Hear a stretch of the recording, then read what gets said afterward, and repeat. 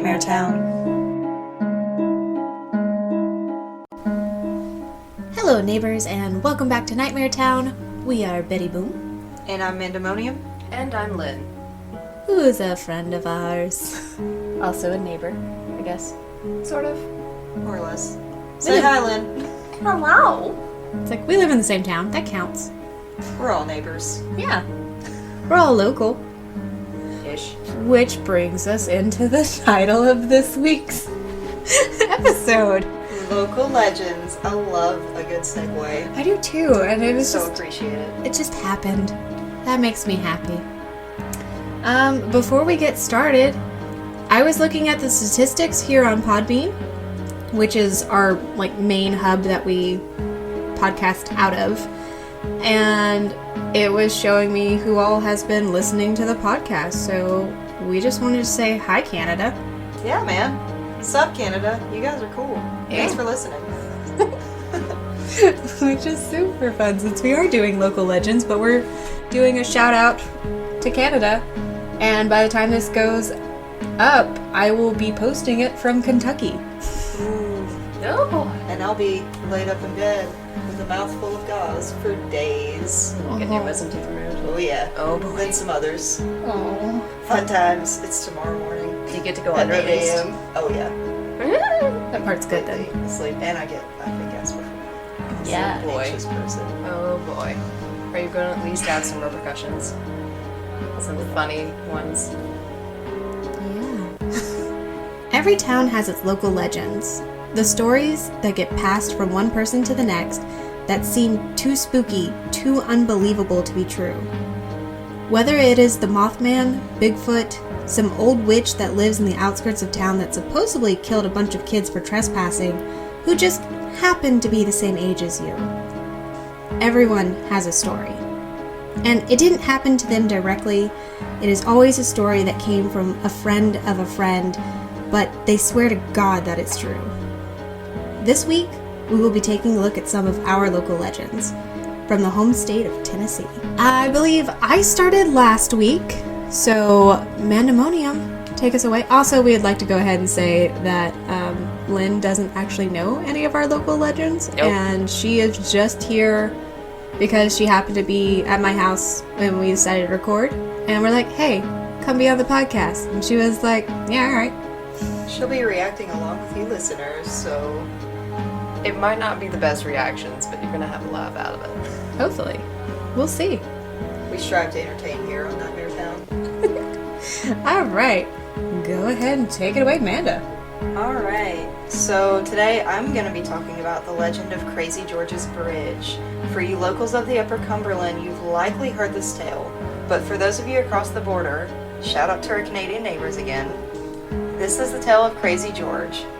Legend has it that on an isolated bridge in a wooded hollow marks the place where a railroad worker named George met his untimely end. A heavy drinker, George was wandering the tracks which run underneath the bridge one night when he was struck by a train and beheaded, though some versions of the story in Sith say that George's car stalled on the bridge and he fell onto the tracks trying to get away from the car and the train hit him, while yet another just says that he was stumbling around drunk on the bridge and fell off right onto the railroad tracks.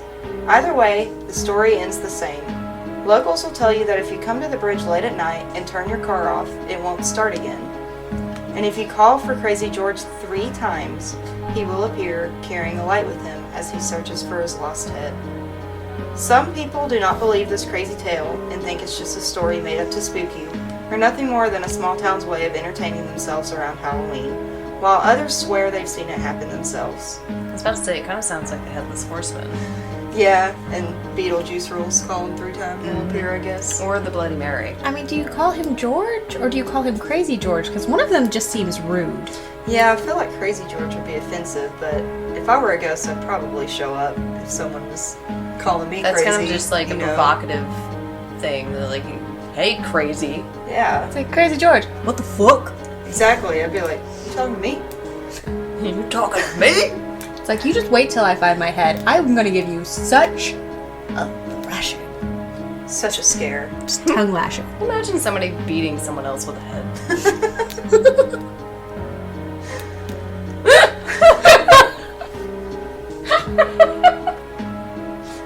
picturing like a headless dude.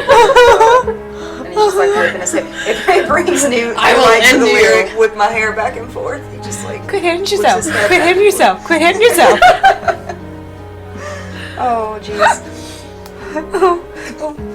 Oh, these wavelengths are telling us we're getting way too excited up here in NightmareTown today. So many. So, while I'm on the topic of this bridge, I'm also going to touch on the local witches' cemetery that lies only a half a mile from Crazy George's Bridge. It is said to be one of the spookiest places in the area. It's an isolated graveyard in a clearing in the midst of a forest. Instead of finding classic tombstones, the graves, which date from the 1790s, are covered with odd tent-like stone slabs, each one jagged and crooked, almost as if it dropped out of the air. A number of the slabs bear no marking other than a pentagram. It's said that if you touch one of the pentagram markings around midnight, you could unleash a demon. If you ask some of the locals, they'll claim they've seen mysterious symbols, shadowy figures standing in circles, and even dead animals enter near the cemetery or between Crazy George's Bridge. Though this is believed to possibly be from local occult groups using the perfectly spooky settings as a prime location for their deeds. Do you know where Crazy George's Bridge is? Yes I do. It's actually not too far from your home. This house? Mm-hmm. Yeah, it's really not all that far. Not to be creepy, but no. I want to go. It's on Buck Mountain. I don't even know where. Alright, so when you say not too far, I know you where mean, Buck like, Mountain you is. Walk there? I know where the it's railroad tracks are on Buck Mountain. Yeah, it's right up there at Buck Mountain, where the railroad tracks are underneath, and there's the bridge. That's Crazy George's Bridge, and then the Witches Cemetery is like within walking distance. No idea where you're talking about. Pretty much, you I just do. come out of her, like you go. You come Right, out. so you come out towards 10th, right? Stop giving directions to my fucking house. No, I'm not. No, I'm not. I was trying to We describe. can get this out. I was trying to describe from the school. I wasn't gonna name the school, but from the school. But anyway, it's on Buck Mountain in It's- Cookeville, which we've talked about Cookeville before, because Yeah. we've talked about the cave systems underneath. Which I'm surprised we don't have any, like, I think Crazy George's Bridge is the most local to us specifically. Yeah, Like- because that's actually in town. Yeah, like, we had to open this up to the whole state of Tennessee, because otherwise we were both going to be doing Crazy George's Bridge. And the Witches Cemetery, because that's like the only two like local. So, huh. But yeah, so to you Canadian listeners, again, thank you. Now you know a little bit more about where NightmareTown. Alright, so now it's my turn.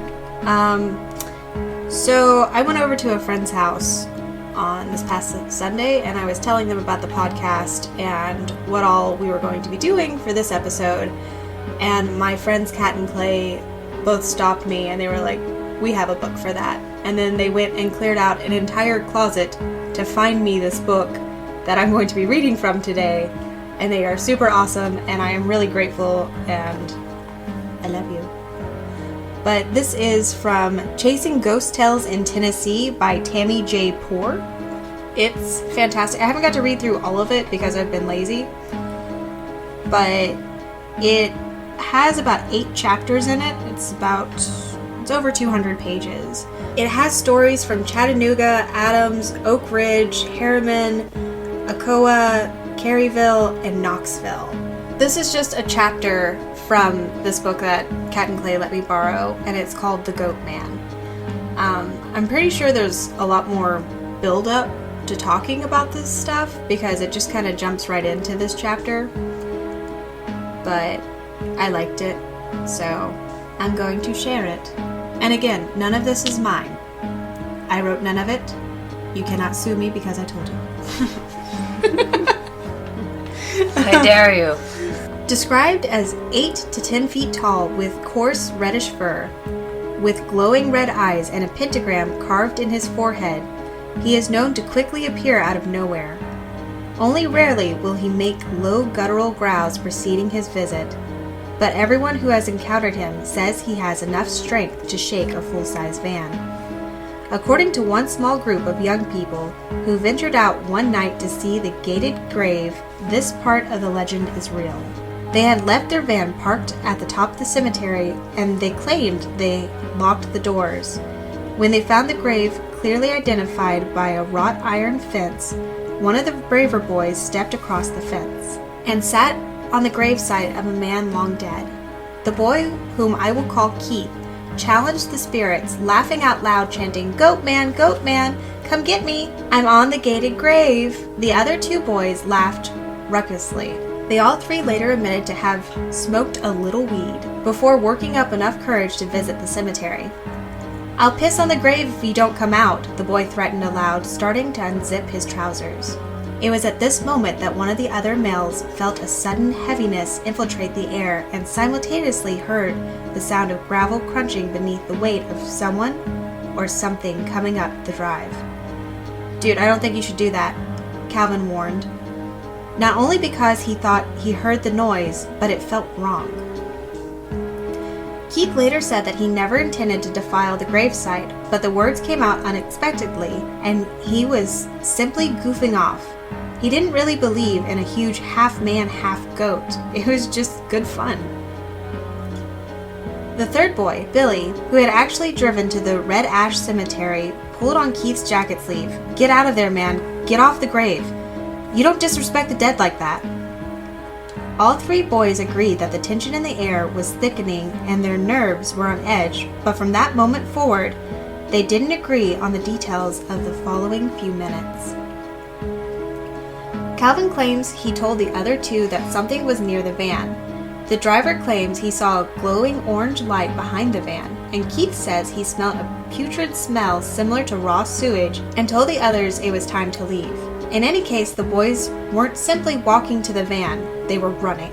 Just before they reached the van, the boys saw that the light was not behind the van, but it was coming from inside the van, and the windows were foggy. "Somebody's in my dad's van!" Billy stopped running and pointed. Calvin and Keith stopped in their tracks. In the darkness, they could see the van.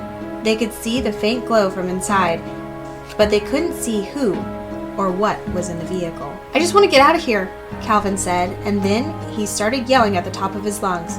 "We have a gun! You better get out of the van!" Billy picked up a handful of gravel and chucked them at the van, pelting the windshield and hood. All three boys watched, waiting for someone to get out, waiting for something to happen. Keith shouted a few unprintable expletives and again ordered the person to get out of the van. The minutes seemed to drag as the boys stood a-tremble, waiting for whatever would happen next. The smell of sewage worsened, and all three felt their stomachs roll. Finally, they looked at each other and silently decided that they would have to approach the vehicle to see for themselves if anyone was inside. Billy pulled his keys out of his pants pocket and wadded them into his fist, allowing one key to emerge between his clenched fingers while the other two boys grabbed more rocks. Their intentions weren't discussed or planned, but they all knew that they had each other's back, and if a fight was in order, they prayed the three of them could handle whoever or whatever was inside the van. Except no one was inside the van. The boys swung open the doors and the smell of rot poured out of the interior, causing them to choke and take a few steps backward. But the inside of the van appeared normal and vacant as the dome light ignited the interior of the vehicle. The orange glow gone, the windows still fogged, but no one or nothing was inside. The boys quickly jumped inside the van, eager to leave, coughing, gagging, and covering their mouths as they slammed the doors shut. Billy started the engine and selected defrost and locked the van doors. Their eyes were wide while scanning their surroundings. That's when the unexpected and unbelievable happened. All of a sudden, there was a big bang as something hit the rear of the van, hard enough to rock it forward. All three guys screamed. Billy didn't think twice about shoving the van into gear, determined to leave, no matter what had struck the van. He looked in the rear view and saw nothing but a strange glow as he backed out, slinging rocks everywhere. The gravel road out of the cemetery is narrow and visibility is not good, but Billy drove the van out of there in record time, until they were all safe at his home. When they reached his house, they used a flashlight to look at the exterior of the van. Noticing the hood and windshield of Billy's father's vehicle, were a few paint chips missing from the rocks they threw. As they investigated the rear of the van, much to their astonishment, they saw three long, deep scratches in the paint, probably as long as 7 to 10 inches near the right tail light. Billy rubbed his hands over the scratches, whistling under his breath. What the hell? But it wasn't until the next day that his father drove it to work that the strangest evidence was revealed. He took Billy aside that evening and asked him where he had taken his van and what had happened. Billy wouldn't dare tell the truth. Thinking that his dad had found the scratches, he made up a story about going to the corn maze. It was 3 weeks before Halloween, after all. He said that when they had returned to the van, he noticed the scratches, and he assured his father that he had meant to tell him about it before now. Scratches? Where? His father implored. On the back of the van, Billy admitted. Show me. Billy walked his father to the van and showed him the peculiar scratches. He could see his father's jaw muscles clench. He knew he was probably in trouble as the man walked around the passenger side and opened the sliding door. No, son. I didn't see the scratches. What I'm asking about is this. And he pointed a strong arm at the bench seat. Billy approached the van and could see the rip in the upholstery from many feet away, about the same length as the scratches on the back of the van. But he could see something else, and in fact, he could smell it too. What is that crap on the seat? His father demanded. You and your buddies will clean it out. Do you understand? Now give me your keys. He extended an open palm. Billy couldn't remove his eyes from the torn seat and the brownish stuff that appeared to be dirt and feces next to the rip. He fished the keys out of his pocket and dropped them in his father's awaiting hand without offering an explanation. How could he possibly explain? When he and his 2 buddies cleaned the van later that evening, they were shocked to find a few short, coarse animal hairs protruding from the feces. That means they had to get really close to it and look at it. Teenage boys are weird.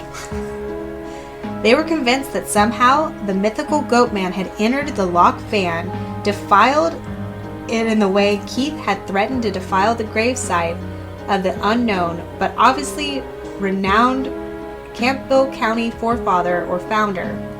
Someone of extreme importance if his grave was protected not only by a wrought iron fence, but by the furied creature strong enough to move a van and leave its nasty calling card. Maybe that story isn't convincing. After all, the boys had admitted to having smoked an illegal substance and having a buzz, and they didn't exactly see the goat man. But similar stories have emerged from the Red Ash Cemetery. A few even happened when my group and I was there. But let's look at one more account involving the gated grave and the fabled goat man before I share our personal experiences. Do we like that? Do we want to read more? I mean, sure, but I've got to drive home in the dark alone. Since I can't just walk home anymore from your home.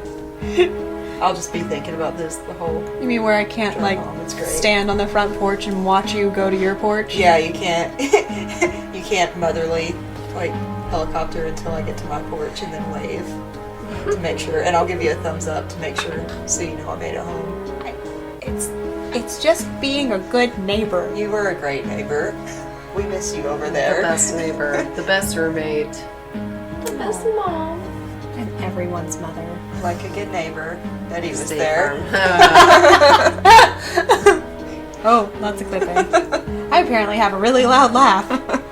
Okay, so there are 2 more stories that this lady tells. One is another one that she heard from somebody else, and the other one is her own personal story.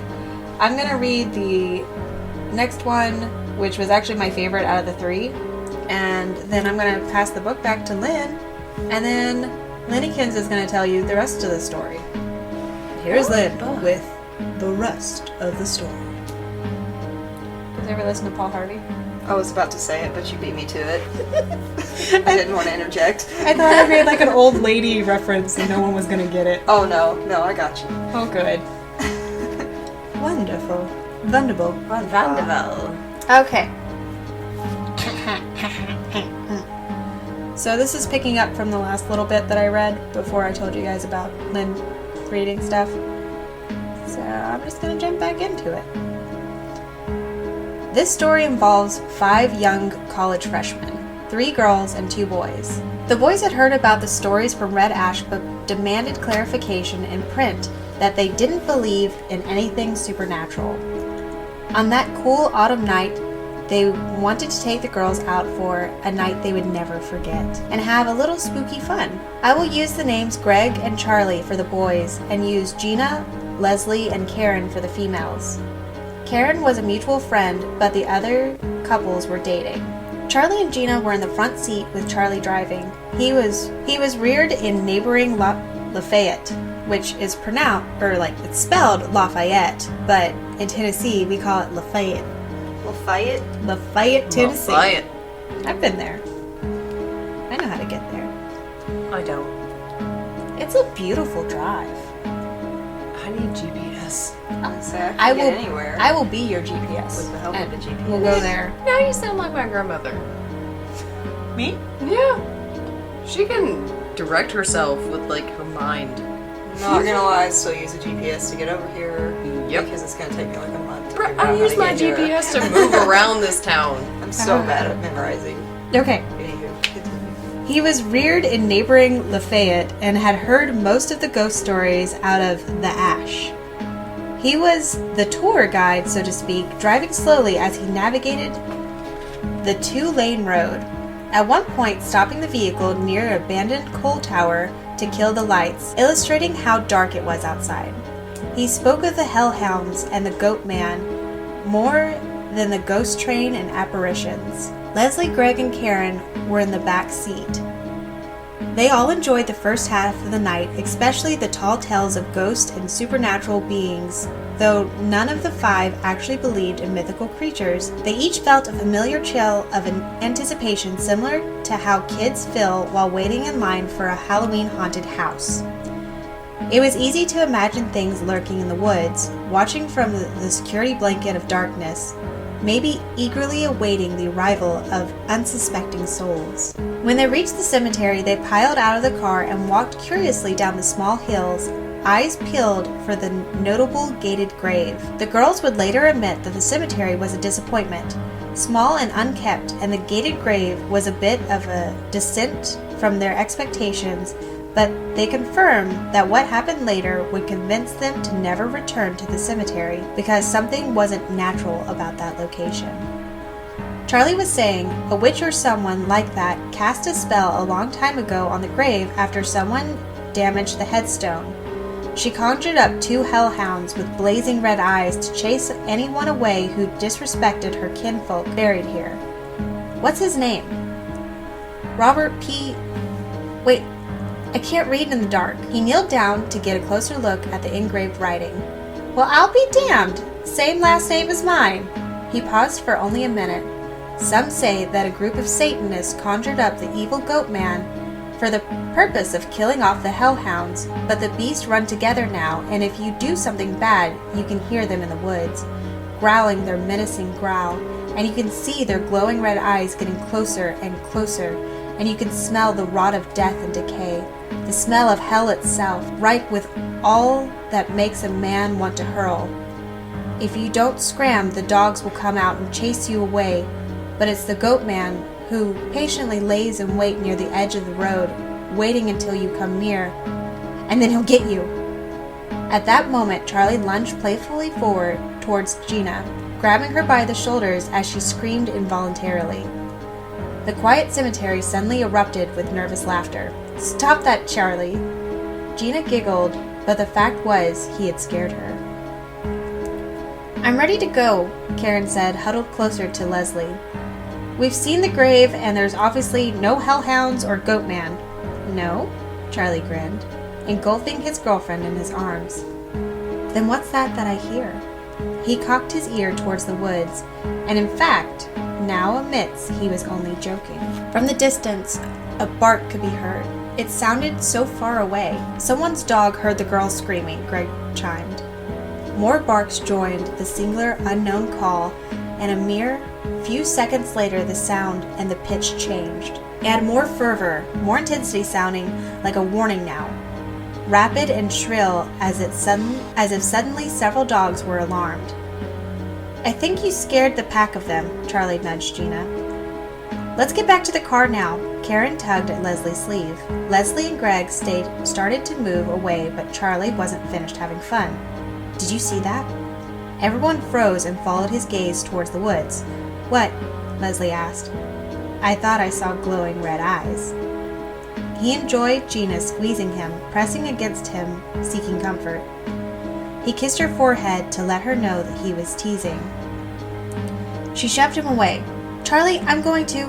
Her sentence was never completed, because at that second, when she thought it was a joke, they all heard something rapidly approaching from the top of the woods. Not down at the cemetery where they were, but near the parking area, near their car. The sounds of sticks breaking and leaves and limbs giving way to a heavy pressure as the noises got closer were tainted with the dogs in the distance now yelping as if something had struck one of the animals or pain was being inflicted. Karen made the break first from the group and ran towards the car screaming, "Hurry! Hurry!"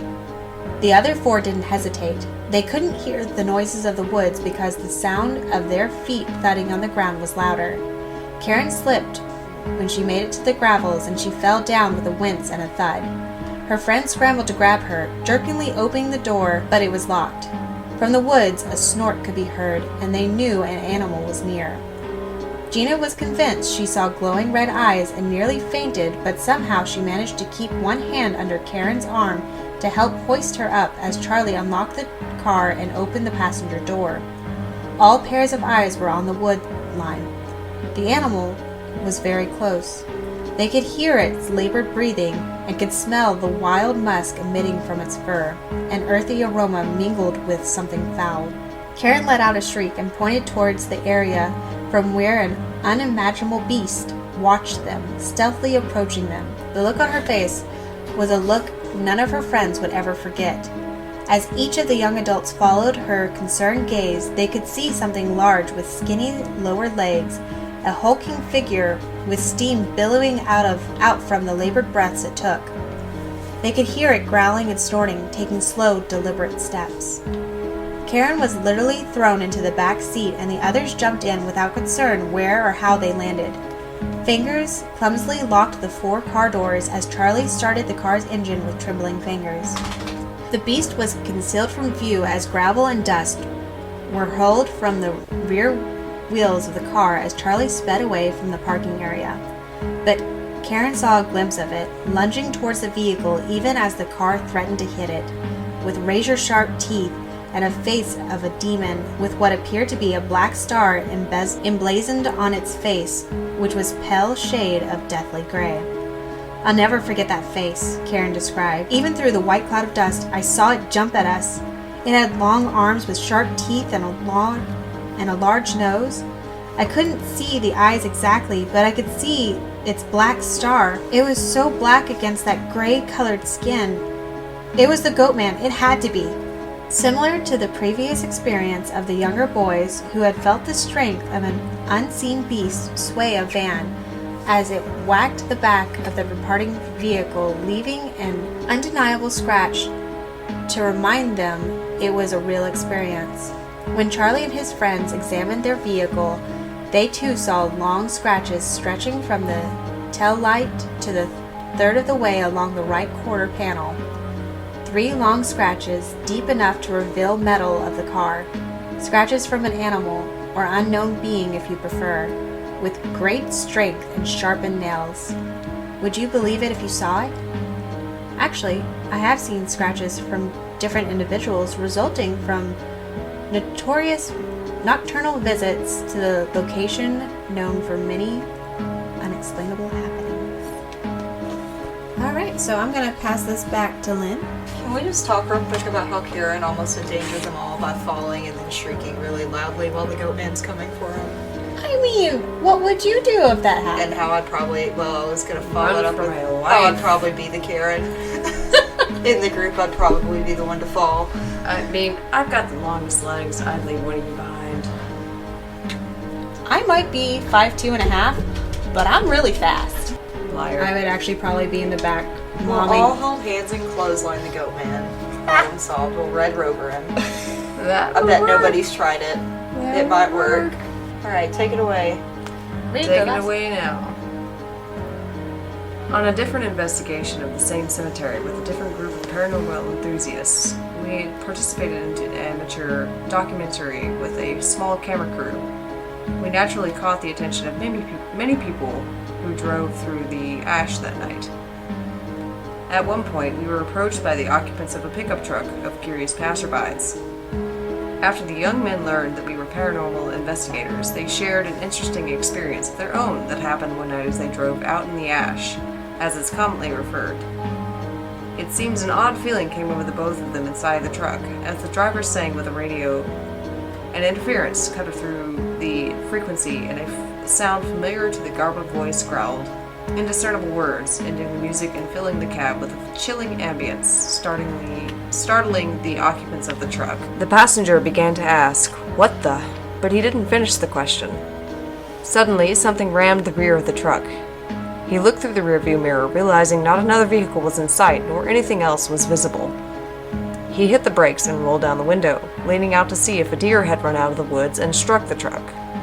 He couldn't see well enough since it was nighttime and very dark, so he stopped the vehicle. Both young men got out with flashlights in hand. There was no sign of a deer or any animal on the roadside, but on the passenger side of the truck near the right taillight were scratches. 3 scratches to be exact. He pointed them out to us since he was driving the same truck as that night, and the scratches were so similar to what had happened to the other people, as described earlier in this chapter, that it left me wondering how so many unrelated incidents could be this similar.